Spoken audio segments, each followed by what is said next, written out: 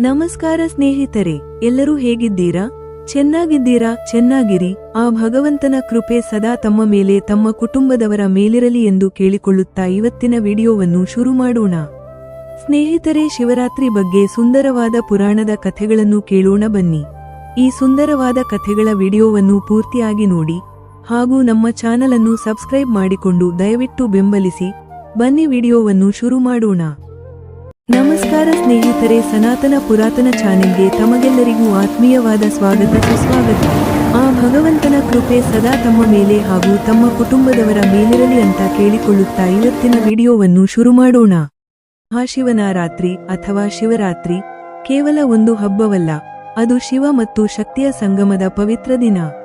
ಈ ದಿನವನ್ನು ಆಚರಿಸಲು ಪುರಾಣಗಳಲ್ಲಿ ಹಲವಾರು ಆಸಕ್ತಿದಾಯಕ ಕಥೆಗಳಿವೆ.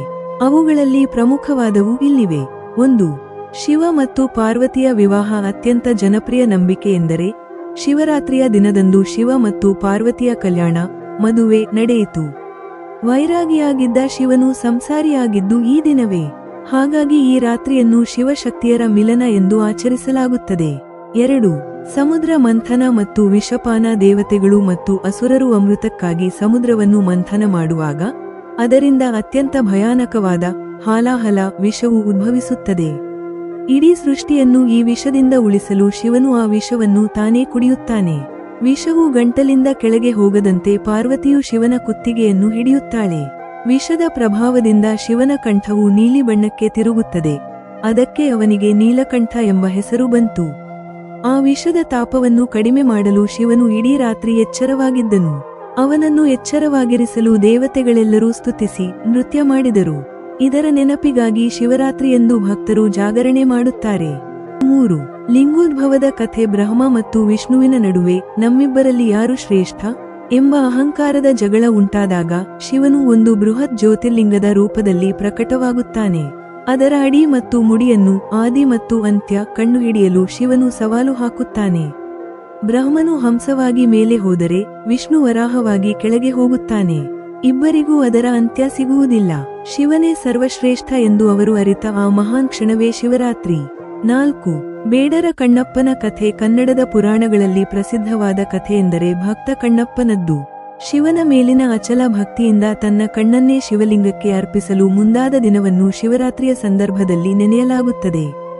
ಸಂಕ್ಷಿಪ್ತವಾಗಿ ಹೇಳಬೇಕೆಂದರೆ ಈ ದಿನವು ಕತ್ತಲೆಯನ್ನು, ಅಜ್ಞಾನ ಕಳೆದು ಬೆಳಕಿನೆಡೆಗೆ ಜ್ಞಾನ ಸಾಗುವ ಸಂಕೇತವಾಗಿದೆ. ಉಪವಾಸ ಮತ್ತು ಜಾಗರಣೆಯ ಮೂಲಕ ಮನಸ್ಸನ್ನು ಹತೋಟಿಗೆ ತಂದು ಶಿವನ ಧ್ಯಾನ ಮಾಡುವುದು ಇದರ ಉದ್ದೇಶ. ಶಿವರಾತ್ರಿಯ ಮೂಲ ಕಥೆಯು ಮುಖ್ಯವಾಗಿ ಶಿವಪುರಾಣದಲ್ಲಿ ಅತ್ಯಂತ ವಿಸ್ತಾರವಾಗಿ ಉಲ್ಲೇಖವಾಗಿದೆ. ಇದರ ಜೊತೆಗೆ ಲಿಂಗ ಪುರಾಣ ಮತ್ತು ವಾಯು ಪುರಾಣಗಳಲ್ಲಿಯೂ ಇದರ ಉಲ್ಲೇಖವಿದೆ. ಇದರ ಮೂಲ ಕಥೆಯನ್ನು ಲಿಂಗೋದ್ಭವ ಕಥೆ ಎಂದು ಕರೆಯಲಾಗುತ್ತದೆ. ಇದರ ವಿವರ ಇಲ್ಲಿದೆ ನೋಡಿ. 1. ಯಾವ ಪುರಾಣದಲ್ಲಿ ಉಲ್ಲೇಖವಿದೆ? ಶಿವಪುರಾಣ, ವಿದ್ಯೇಶ್ವರ ಸಂಹಿತೆ. ಶಿವರಾತ್ರಿಯ ಮಹಿಮೆ ಮತ್ತು ಜ್ಯೋತಿರ್ಲಿಂಗದ ಉದ್ಭವದ ಬಗ್ಗೆ ಇದರಲ್ಲಿ ಸ್ಪಷ್ಟವಾದ ವಿವರಣೆಯಿದೆ. ಲಿಂಗ ಪುರಾಣ, ಶಿವನು ಅಗ್ನಿಸ್ತಂಭವಾಗಿ ಪ್ರಕಟವಾದ ಘಟನೆಯನ್ನು ಇದು ಪ್ರಮುಖವಾಗಿ ವಿವರಿಸುತ್ತದೆ. 2. ಮೂಲ ಕಥೆ.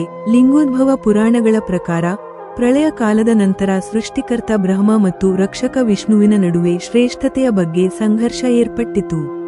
ಈ ವಿವಾದವನ್ನು ಬಗೆಹರಿಸಲು ಪರಶಿವನು ಒಂದು ಅನಂತವಾದ ಅಗ್ನಿಸ್ತಂಭದ ಜ್ಯೋತಿರ್ಲಿಂಗ ರೂಪದಲ್ಲಿ ಅವರ ಮುಂದೆ ಪ್ರಕಟವಾದನು. ಸವಾಲು: ಈ ಸ್ತಂಭದ ಆದಿ, ಬುಡ ಮತ್ತು ಅಂತ್ಯವನ್ನು, ತುದಿ ಯಾರು ಮೊದಲು ಕಂಡುಹಿಡಿಯುತ್ತಾರೋ ಅವರೇ ಶ್ರೇಷ್ಠ ಎಂದು ನಿರ್ಧರಿಸಲಾಯಿತು. ಪ್ರಯತ್ನ: ವಿಷ್ಣುವು ವರಾಹ ರೂಪ ತಾಳಿ ಭೂಮಿಯ ಆಳಕ್ಕೆ ಹೋದನು. ಬ್ರಹ್ಮನು ಹಂಸ ರೂಪ ತಾಳಿ ಆಕಾಶದತ್ತ ಹಾರಿದನು. ಎಷ್ಟು ಸಾವಿರ ವರ್ಷ ಕಳೆದರೂ ಇಬ್ಬರಿಗೂ ಅದರ ಅಂತ್ಯ ಕಾಣಲಿಲ್ಲ. ಸತ್ಯದ ದರ್ಶನ: ವಿಷ್ಣು ತನ್ನ ಸೋಲನ್ನು ಒಪ್ಪಿಕೊಂಡು ಮರಳಿ ಬಂದನು. ಆದರೆ ಬ್ರಹ್ಮನು ಮೇಲಿಂದ ಉದುರಿ ಬೀಳುತ್ತಿದ್ದ ಕೇದಿಗೆ ಹೂವನ್ನು ಸಾಕ್ಷಿಯಾಗಿಟ್ಟುಕೊಂಡು ತಾನು ತುದಿಯನ್ನು ನೋಡಿದ್ದಾಗಿ ಸುಳ್ಳು ಹೇಳಿದನು. ಶಿವನ ಕೋಪ. ಈ ಸುಳ್ಳಿನಿಂದ ಕೋಪಗೊಂಡ ಶಿವನು ಆ ಅಗ್ನಿಯ ಸ್ತಂಭದಿಂದ ಪ್ರಕಟವಾಗಿ ಬ್ರಹ್ಮನಿಗೆ ಭೂಮಿಯಲ್ಲಿ ಪೂಜೆಯೇ ಇಲ್ಲದಂತಾಗಲಿ ಎಂದು ಶಪಿಸಿದನು. 3. ಶಿವರಾತ್ರಿ ಎಂಬ ಹೆಸರು ಏಕೆ ಬಂತು ಎಂಬುದನ್ನು ನೋಡೋಣ ಬನ್ನಿ. ಶಿವನು ಈ ಜ್ಯೋತಿರ್ಲಿಂಗ ರೂಪದಲ್ಲಿ ಪ್ರಕಟವಾದ ದಿನವು ಮಾಘ ಮಾಸದ ಕೃಷ್ಣ ಪಕ್ಷದ ಚತುರ್ದಶಿ. ಈ ರಾತ್ರಿಯಂದೇ ಶಿವನು ಮೊದಲ ಬಾರಿಗೆ ಲಿಂಗ ರೂಪದಲ್ಲಿ ದರ್ಶನ ನೀಡಿದ್ದರಿಂದ ಇದನ್ನು ಮಹಾಶಿವರಾತ್ರಿ ಎಂದು ಕರೆಯಲಾಗುತ್ತದೆ. 4.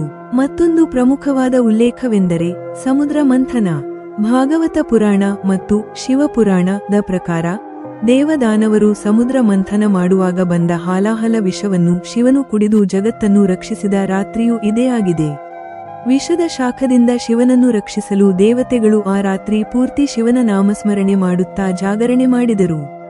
ಸಂಕ್ಷಿಪ್ತವಾಗಿ, ಅಹಂಕಾರವನ್ನು ತೊರೆದು ಜ್ಞಾನದ ಬೆಳಕನ್ನು ಪಡೆಯುವ ಸಂಕೇತವೇ ಶಿವರಾತ್ರಿ.